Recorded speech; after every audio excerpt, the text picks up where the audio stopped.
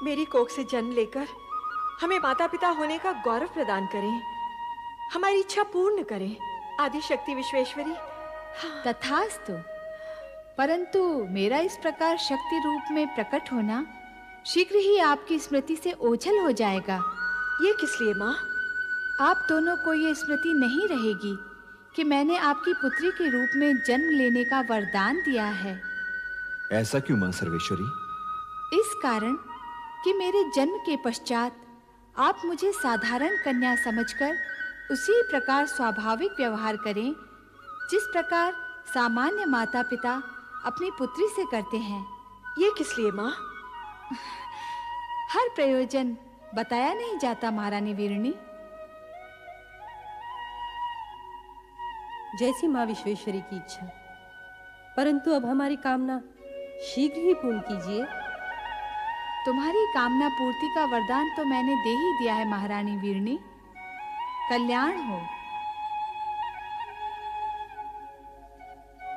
जय हो मां आदिशक्ति जगदम्बे, जय हो। जय हो।